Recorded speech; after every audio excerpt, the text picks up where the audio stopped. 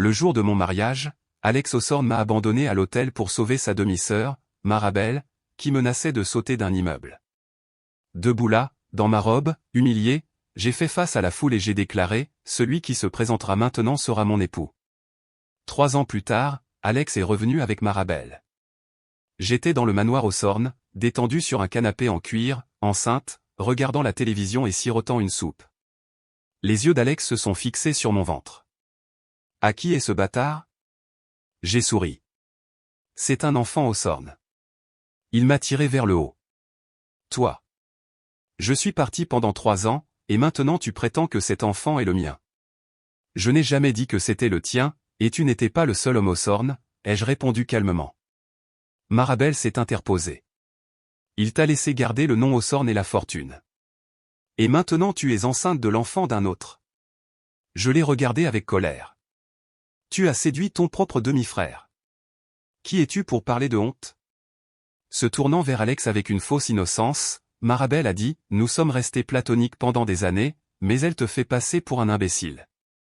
Il m'a giflé. Sortez de cette maison. Il y a 3 ans, après avoir été humilié à l'hôtel, j'ai épousé Will Hawthorne, l'oncle d'Alex. Connu comme le « roi de glace », il m'a protégé férocement. Depuis que je suis tombée enceinte, il m'a traité comme un trésor. S'il savait qu'Alex m'avait frappé, il y aurait du sang. Pour éviter une tragédie, j'ai prévenu, partez maintenant, et j'oublierai que cela s'est passé. Ils ont ri. Ceci, c'est utiliser cet enfant pour s'emparer de la fortune Hawthorne, a crié Marabelle. Depuis le jour où tu es parti, j'ai dit que grand-père Hawthorne t'avait retiré de la famille. Rien de tout cela ne t'appartient plus. Marabelle a raillé. Il ne le pensait pas. Alex est le seul petit-fils. Alex a ricané. Tout ici est à moi. J'ai posé une main sur mon ventre. Plus maintenant. Mon enfant est aussi un Hawthorne. Tu essaies de faire passer un bâtard pour un héritier Hawthorne. Il a claqué des dents, me giflant à nouveau. Je suis tombé, me cramponnant à mon ventre. Inquiète pour le bébé, j'ai dit, l'enfant est celui de Will. Il m'a enfoncé le bol de soupe dans la bouche. Je me suis étranglé, du sang s'est mélangé aux éclats de porcelaine. Marabelle a écrasé ma main avec son talon. Cet enfant nous a tout pris, a grogné Alex. Tu vas payer. Marabelle a pointé son stiletto sur mon ventre. Je l'ai bloqué avec des mains tremblantes. Cet enfant était notre miracle. Après des années de traitement, je ne pouvais pas les laisser lui faire du mal. Alex a ri. Tout le monde sait que Will est stérile. Je suis le seul véritable héritier. Si vous ne me croyez pas, ai-je dit, appelez Will. Il vous le dira. Alex a brisé mon téléphone. S'il voit que je ne peux pas contrôler ma propre femme, il ne me donnera pas l'entreprise. Marabelle a ricané.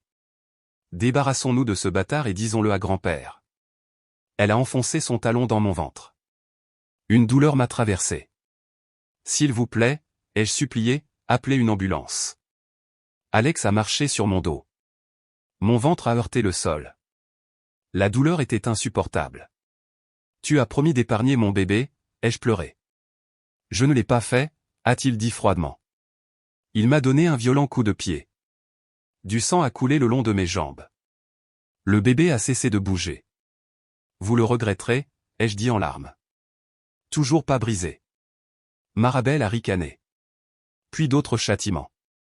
Ils ont attaché mes mains et m'ont traîné sur le sol, laissant une traînée de sang. Alex m'a jeté dans la piscine. Lié, j'ai coulé. Au moment même où j'allais perdre connaissance, il m'a remonté. As-tu appris ta leçon? Je suis en travail? J'ai haleté. Appelez une ambulance, s'il vous plaît. Il m'a craché dessus. Tu penses encore à ce bâtard? Je vais mettre fin à ça maintenant. Il a levé le pied pour me donner un autre coup de pied, mais les portes se sont ouvertes en grand. Will se tenait là, les yeux froids comme la mort. Arrêtez.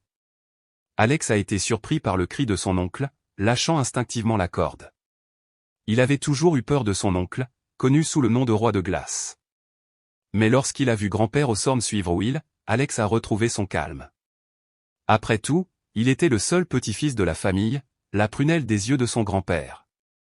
Il s'est précipité pour embrasser grand-père Osorn, forçant quelques larmes. Grand-père, vous m'avez tellement manqué ces 3 dernières années. Marabelle s'est également avancée en tant que fille adoptive des Osorn. Elle n'était pas aussi proche de grand-père Osorn qu'Alex. Elle s'est tenue sur le côté et a dit, « Grand-père, Alex et moi savons que nous avons eu tort. » Alex a décidé de revenir et de continuer le mariage avec Sophia. Nous ne nous attendions pas.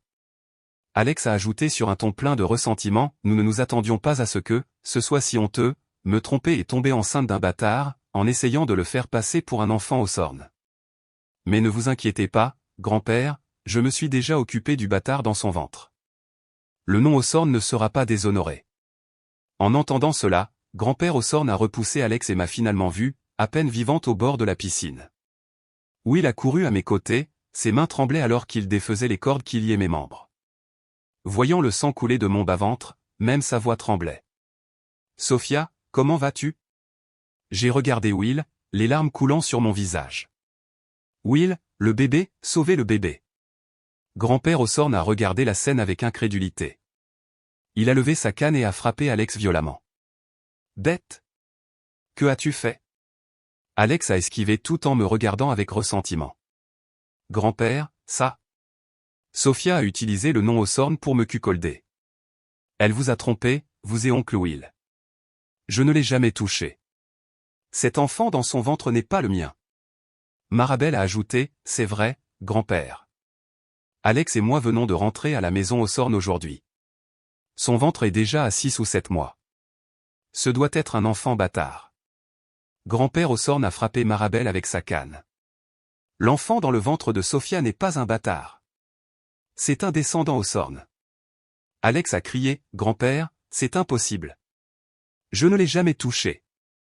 Will a ramassé mon corps ensanglanté et a donné un coup de pied à Alex pour le mettre à terre. Ses yeux étaient pleins d'intentions meurtrières lorsqu'il les a regardés, lui et Marabelle. Si quelque chose arrive à l'enfant dans le ventre de Sophia, je vous tuerai. Avec cela, il m'a transporté précipitamment à l'hôpital. Alex était tellement terrifié par l'intention meurtrière de son oncle qu'il n'osait pas respirer. Après le départ de Will, il a pris une profonde inspiration et a regardé son grand-père. « Grand-père, oncle est-il devenu fou ? Comment peut-il menacer ma vie pour cette femme promiscuité et son enfant bâtard ?» Marabelle a chuchoté à côté de lui, « Alex, tout cela pourrait-il être un complot de Sophia et d'oncle Will ? Oncle est stérile, alors peut-être utilise-t-il le bâtard dans le ventre de Sophia pour s'emparer de ton héritage. » Alex s'est immédiatement tourné vers grand-père Osorn. « Grand-père, vous devez me défendre. Toute la fortune Osorn m'appartient. Elle ne peut pas tomber entre les mains d'étrangers. » Voyant qu'il n'avait toujours pas saisi la situation même face à la mort, grand-père Osorn a frappé la tête d'Alex avec sa canne avec colère. « Pensez que moi, Théodore Osorn, connu pour ma sagesse, pourrais avoir un descendant aussi stupide. L'enfant dans le ventre de Sophia n'est pas un bâtard.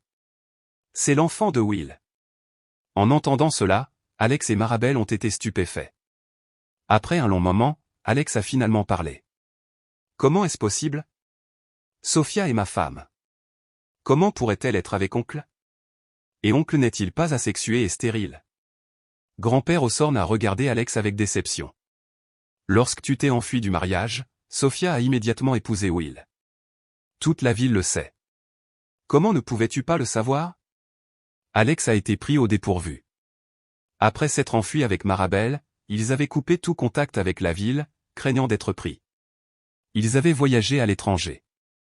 Ce n'est que récemment, lorsque toutes ces cartes ont été gelées, qu'ils se sont retrouvés sans le sou. Ils ont dû laver des plats pendant un mois pour rassembler assez d'argent pour des billets d'avion pour rentrer chez eux. Après leur retour, ils se sont dirigés directement vers le manoir Osorn sans avoir le temps de se mettre au courant des nouvelles. Il est vrai que Will est né infertile, mais ce n'était pas complètement sans espoir. Ces dernières années, il a consulté des spécialistes tant au pays qu'à l'étranger. C'est ainsi qu'il a conçu un enfant avec Sophia, a ajouté grand-père Osorn avec douleur. Et maintenant, tu as tout ruiné. Se souvenant des méthodes impitoyables de son oncle, Alex s'est effondré au sol comme si toute sa force l'avait quitté.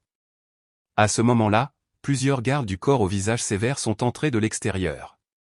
Les deux ont immédiatement tremblé de peur, suppliant grand-père Osorn de les aider. « Grand-père, sauvez-moi. Je ne veux pas mourir. Grand-père, grand-père. Les gardes du corps ont ignoré leurs supplications et les ont emmenés. Après que Will m'ait transporté dans la voiture, le chauffeur a accéléré, atteignant l'hôpital en seulement 10 minutes. J'ai été conduite en salle d'accouchement. Une demi-heure plus tard, j'ai donné naissance à un bébé mort-né. Le médecin s'apprêtait à jeter le corps selon la procédure habituelle. Je l'ai arrêté.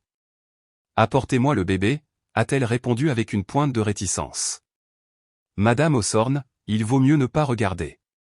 Cela pourrait laisser des traumatismes psychologiques. » J'ai dit faiblement, « C'est mon enfant. Quoi qu'il arrive, je devrais lui faire ses adieux une dernière fois. » Au signal de Will, le médecin m'a remis le fœtus. Sa peau était rouge vif, un peu plus grande que ma paume. Je l'ai bercé avec précaution dans mes bras, craignant que le moindre mouvement ne le blesse. Juste ce matin, il avait joyeusement roulé dans mon ventre, interagissant avec moi. Maintenant, il était parti pour toujours, sans un son. Des larmes ont coulé sans cesse de mes yeux. « Bébé, maman ne pouvait pas te protéger. Je suis tellement désolé, bébé. Ne blâme pas maman. Ne sois pas en colère contre maman. S'il te plaît, réveille-toi, d'accord ? » J'ai placé le bébé sur ma poitrine, essayant de lui transmettre ma chaleur corporelle, espérant un miracle. Mais en fin de compte, rien ne s'est passé. Will, les yeux rouges, m'a étreinte, moi et le bébé. Je savais que son chagrin n'était pas moindre que le mien. Will avait 10 ans de plus que moi. Quand Alex m'a abandonné à l'hôtel, Will s'est avancé et m'a épousé. Je pensais qu'il ne l'avait fait que pour sauver la face pour le partenariat commercial des familles Hawthorne et Winter. Ce soir-là, j'ai placé des papiers de divorce devant lui, mais il les a déchirés. Will m'a dit que pendant ses 34 années de vie, il avait toujours été asexué. Mais ce jour-là, en me voyant dans ma robe de mariée, il était tombé amoureux au premier regard. Il a dit que ce mariage était réel pour lui, et il espérait que je le prendrais au sérieux aussi. Après notre mariage, il m'a comblé d'amour, des bijoux coûteux, des robes de haute couture. Il me les a donnés avant même que je puisse les demander. Il était également incroyablement attentif dans notre vie quotidienne. Avec mon jeune cœur, je suis progressivement tombée amoureuse de lui aussi. En plus d'être plus âgé, il était également bien doté. Chaque nuit, il me laissait en extase. Plus tard, lorsque j'ai vu le nouveau-né d'une amie, mon cœur a fondu. J'ai commencé à vouloir un enfant, mais j'étais né avec des problèmes de fertilité. Pour réaliser mon souhait, il a commencé à suivre un traitement médical partout, tant au pays qu'à l'étranger. Le jour où j'ai appris que j'étais enceinte, il était tellement heureux qu'il a donné à tous les employés de son entreprise un salaire supplémentaire d'1 mois, voulant que tout le monde partage notre joie. La nuit où nous avons senti les premiers mouvements du bébé, où il a embrassé mon ventre avec excitation, disant qu'avoir moi et le bébé suffisait pour cette vie. Nous avons personnellement choisi le lit d'enfant, les vêtements de bébé et les jouets pour notre maison, tous porteurs de notre accueil et de notre amour pour cet enfant. Mais maintenant, tout était parti. En pensant au visage vicieux d'Alex et de Marabelle, une haine profonde a brûlé dans mon cœur. Je voulais les déchirer en morceaux. Will, ce sont Alex et Marabelle qui ont tué notre bébé. Will m'a serré contre lui, moi et le bébé, les yeux pleins d'intentions meurtrières. Sophia, ne t'inquiète pas. Je ne laisserai pas impunis ceux qui vous ont blessés, toi et notre enfant. Les souffrances que tu as endurées aujourd'hui, je les leur ferai payer centuple. J'ai gardé notre bébé pendant un jour et une nuit avant d'accepter finalement qu'il nous avait quittés pour toujours. Will et moi avons fait incinérer les restes du bébé et les avons enterrés dans le cimetière le plus propice de la ville. Alex et Marabelle ont été contraints de s'agenouiller devant la tombe du bébé par les gardes du corps. Après seulement un jour, j'avais peine à reconnaître les deux. Alex et Marabelle étaient échevelés, leurs visages gonflés comme des têtes de cochon. Leurs bras, leur corps et leurs jambes étaient couverts de blessures saignantes. Will avait ordonné qu'ils soient fouettés avec des fouets imbibés d'eau pimentée jusqu'à ce que leur peau se fende, puis jetés dans une fosse d'égout pendant la nuit. Ils sentaient encore la mauvaise odeur. Will m'a remis une barre de fer. « Sophia, tu peux leur faire ce que tu veux. Je m'occuperai de toutes les conséquences. » J'ai pris la barre et je les ai regardés. Alex et Marabelle ont immédiatement montré la terreur dans leurs yeux, secouant la tête à plusieurs reprises.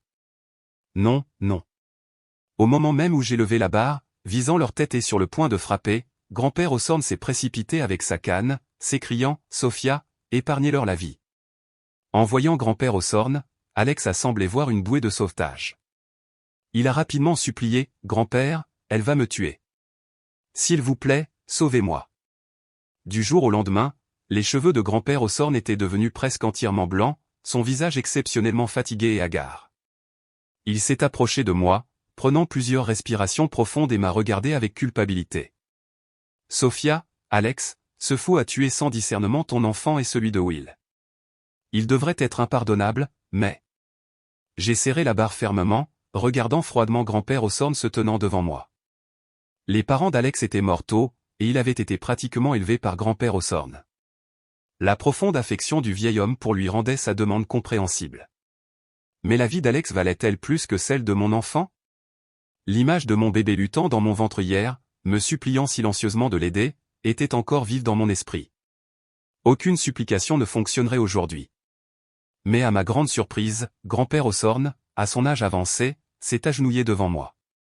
Alex a perdu ses parents étant enfant et a été élevé par moi. Son terrible erreur aujourd'hui est aussi due à mon échec à le discipliner. Aujourd'hui, laissez ce vieil homme mourir avec lui pour expier le péché contre notre petit enfant perdu. En entendant cela, Alex a immédiatement protesté. « Grand-père, je ne veux pas mourir. Je ne veux pas mourir. » Il s'est libéré des gardes du corps et a couru vers grand-père Ossorn, essayant de le relever. « Grand-père, comment pouvez-vous vous agenouiller devant elle? Levez-vous et emmenez-moi. » Grand-père Ossorn a secoué le bras d'Alex et l'a frappé impitoyablement avec sa canne. « Bête! Agenouille-toi et demande pardon à ta tante et à l'enfant mort. » Que ce soit à cause des coups de grand-père Ossorn ou en réalisant que son grand-père ne pouvait plus le protéger, Alex s'est finalement agenouillé à mes pieds, se prosternant à plusieurs reprises. À côté de lui, grand-père Ossorn s'est également incliné devant moi. « Si tu dois tuer, tue-moi d'abord. De cette façon, je pourrai faire face aux parents d'Alex dans l'au-delà avec une certaine dignité. » J'ai reculé d'un pas, tenant toujours la barre de fer. Cet homme, autrefois un titan de l'industrie qui avait mené une vie fière, était maintenant agenouillé devant moi. Mes émotions étaient en plein bouleversement. Si grand-père Ossorn avait pris une position ferme pour protéger Alex, j'aurais été encore plus résolu. Avec Will maintenant à la tête de la famille Ossorn, grand-père aurait finalement perdu. Mais maintenant, avec lui offrant sa vie à la place de son petit-fils, j'étais perdu quant à ce qu'il fallait faire. Will m'a stabilisé par derrière, son regard vif alors qu'il regardait toutes les personnes présentes. Il a ensuite réprimandé avec colère, « Êtes-vous tous sourds? Comment osez-vous laisser le vieux maître continuer comme ça? Emmenez-le immédiatement. » Les gardes du corps ont rapidement réagi, 2 d'entre eux se sont avancés pour escorter grand-père Ossorn. Will, voyant que je ne pouvais pas me résoudre à agir, m'a pris la barre de fer et a dit, « Je suis le père de l'enfant. La tâche de vengeance devrait me revenir. » Sophia a reculé. « Tu ne devrais pas avoir à voir ça. » Leur dernier espoir disparu, Alex et Marabel ont regardé Will s'approcher d'eux avec la barre de fer. Leurs yeux étaient remplis de terreur, leur corps tremblait. « Oncle, je suis votre neveu. Si vous me tuez, comment ferez-vous face à grand-père? Comment ferez-vous face à mon père dans l'au-delà? Comment ferez-vous face aux ancêtres Ossorn? » Will a levé la barre, la voix dure. « Cela ne vous concerne plus. » La barre de fer a sifflé dans l'air, sur le point de s'écraser sur la tête d'Alex. Il était tellement effrayé qu'il s'est mouillé. Au moment critique, je me suis tendu et j'ai attrapé le bras de Will. Will s'est retourné pour me regarder. J'ai pris une profonde inspiration et j'ai dit, « Les laisser mourir comme ça est trop facile. Pourquoi ne pas leur briser les membres et les bannir de la famille Ossorn, les laisser souffrir de toutes les difficultés de la vie? » Will a froncé les sourcils. « Sophia, tu n'as pas besoin de t'inquiéter de ce qu'il a dit. Je me fiche de la réputation. Je veux seulement te venger, toi et notre enfant. Will, parfois la mort n'est pas la pire punition. Ils ont grandi dans la famille Ossorn, habitués à une vie de luxe. Si nous, les maintenant, les forçons à vivre une vie pire que les gens ordinaires, en tant qu'invalides. Ce serait la plus grande punition. » Nous avons réfléchi un instant, puis avons lancé la barre de fer à un garde du corps et avons froidement ordonné, « Faites comme ma femme le dit. » Le garde du corps a pris la barre et a frappé impitoyablement les membres d'Alex et de Marabel. Leurs cris d'agonie ont rempli l'air. J'ai regardé la scène froidement, puis j'ai doucement touché la tombe de notre enfant. « Bébé, maman et papa t'ont vengé. Si tu n'es plus en colère, reviens-nous bientôt, d'accord? La grande main de Will a recouvert la mienne. Nous le ferons, Sophia. Notre bébé reviendra certainement vers nous. Par la suite, craignant que rester au manoir Hawthorne ne me rappelle notre perte, Will nous a fait déménager. Chaque fois qu'il avait du temps, il m'emmenait voyager pour m'aider à guérir. Bien qu'aucun de nous n'ait plus jamais mentionné l'enfant, nous savions tous les deux que ce serait une cicatrice permanente dans nos cœurs. 3 ans plus tard, je suis tombée enceinte à nouveau. Dès que nous l'avons appris, Will est devenu incroyablement protecteur. Il a engagé des dizaines de gardes du corps et de nounous pour m'entourer, ne laissant même pas une mouche s'approcher de moi. Après le 5e mois de grossesse, Will a cessé d'aller au bureau, restant à la maison pour veiller sur moi constamment. Au fur et à mesure que mon ventre grandissait, mes pieds sont devenus gravement enflés. Chaque nuit, Will me réconfortait, soupirant d'inquiétude en regardant mon ventre, incapable de dormir. J'ai lissé les rides entre ses sourcils, souriant. Will, je pense que c'est toi qui as une anxiété prénatale. Devrais-je t'emmener voir un médecin demain? Will a doucement posé sa main sur mon ventre. Sophia, je suis tellement inquiet. Rien ne peut arriver à cet enfant. J'ai posé ma main sur la sienne. Cela n'arrivera pas. Cette fois, notre bébé viendra certainement vers nous sain et sauf. Peu de temps après, j'ai donné naissance à un garçon en toute sécurité. Ce n'est qu'alors que la douleur de la perte de notre premier enfant a finalement commencé à s'estomper pour Will et moi. Nous avons organisé la célébration du 100e jour du bébé dans l'hôtel le plus luxueux de la ville. Au moment même où Will et moi sortions de la voiture avec notre bébé, un homme mal vêtu avec une démarche tordue s'est précipité vers nous. Avant qu'il puisse nous atteindre, il a été arrêté par un mur de garde du corps. Au début, je pensais que c'était un mendiant. Considérant que c'était un jour de joie, j'allais demander à quelqu'un de l'emmener et de lui donner de la nourriture et des nécessités. Mais lorsqu'il a parlé, j'ai réalisé que cet homme était en fait Alex.